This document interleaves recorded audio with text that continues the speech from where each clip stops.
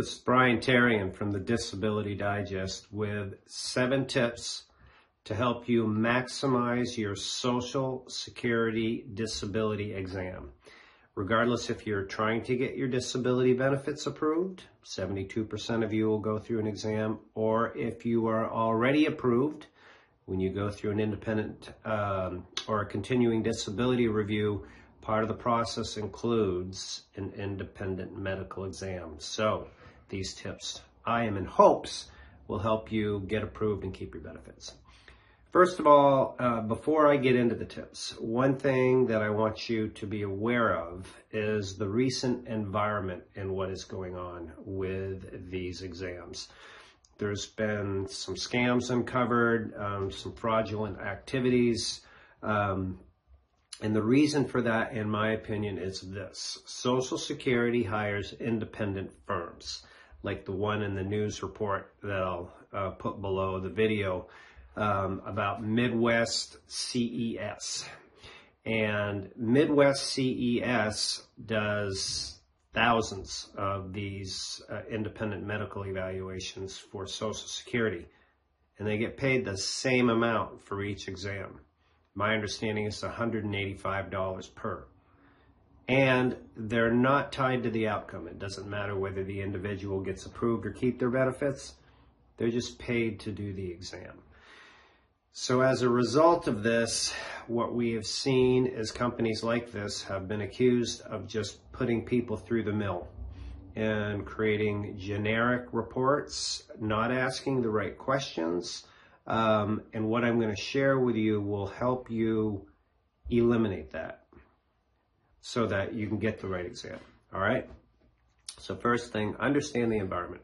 You're going into an environment where you need to prove that you qualify for disability benefits. And at the very end of this video, I'm going to give you the next steps to help you tighten that piece up. So first of all, the first tip that I have, and I've got a list down here that I'm referring to, is you need to understand that you want to hold the doctor accountable. You're in the room, and most people that don't know about this or follow the work that we do, they just go in there on their own. So it's you and the doctor. And whatever the doctor does is documented. If you try to prove it wrong, it makes it very difficult. So the first tip is bring somebody with you. Bring an advocate. You should be doing this for most or all of your medical treatment. So you have a different set of eyes and ears to ask the right questions, get the right information. When you go into this exam with your advocate that you bring with you, have them record it.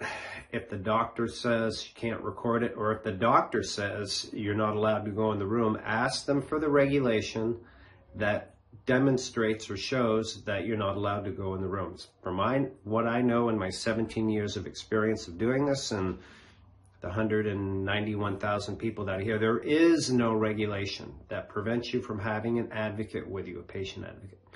So have them go in, have them record it. If they say, no, you can't record it, like on your smartphone or video it, then bring a pad of paper.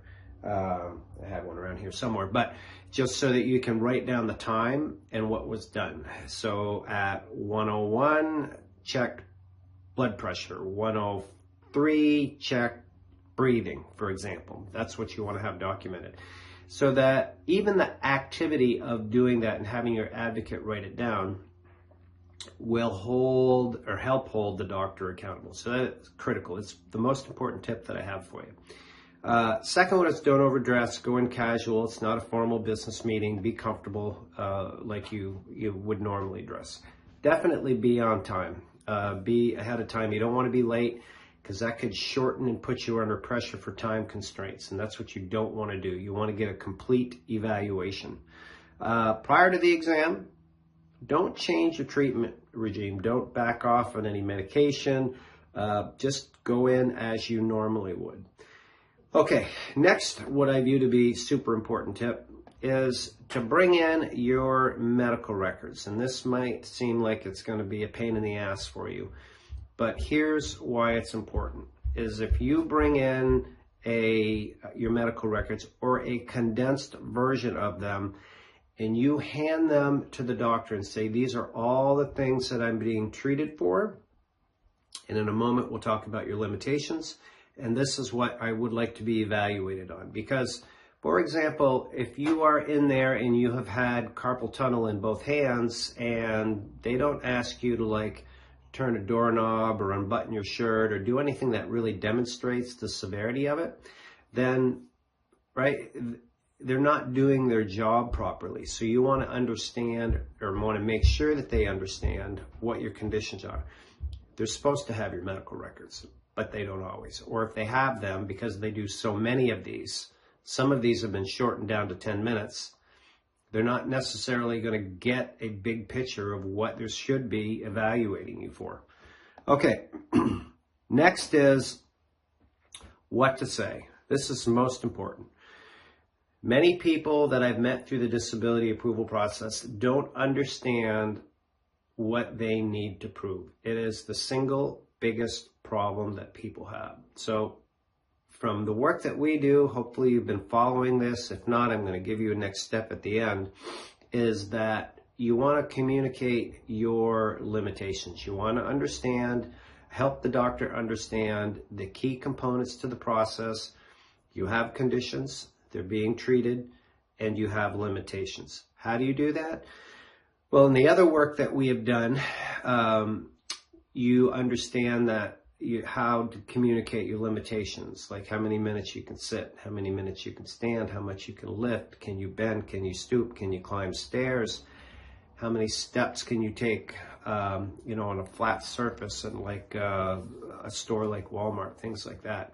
Or if it's mental illnesses, what are your challenges in getting along with others? What are your triggers? What prevents you from being able to interact in the workplace? What is your sleep pattern like? That is, perhaps when you awake, you're fatigued and you don't have the cognitive ability to focus. These are all things that you need to have your own like elevator pitch and understand how to communicate that, so that when you're in this environment or any Social Security environment, that you're communicating the right things. It's not your conditions, folks. Okay? So one last thing, what to do with this information. If you're going through the approval process, this information is going to end up in your case file. Same if you're going through an evaluation for your continuing disability review. So you want to ask for it ideally and see if it's in sync with what actually happened. That's the key. And as a disability applicant or disability recipient going through a CDR, you have the ability to get that. If you're using a disability representative, then they can look in your case file and they can see what went on. Now, if you have a video or the notes that you've taken, it's good to get them, make sure that you keep them for sure. But if you're using a disability representative, get them to your disability representative so that they can have them on the case file. iPhone video, simple. You can just, if it's a larger file, more than a few minutes, then it's not going to be emailed. But get with your disability representative and they will help you out. Last thing is this. To learn more here at the Disability Digest and how we can help you, I'm going to put the link to the scam report about these IMEs so that you can see that it's the real deal around this video somewhere. And I'll also put a link to understanding what you need to prove that you qualify for disability. So check that out. It's an event that we held. It's interactive with other members about their conditions and what they need to say to get approved. It's super powerful. It's worth the time to invest in doing it.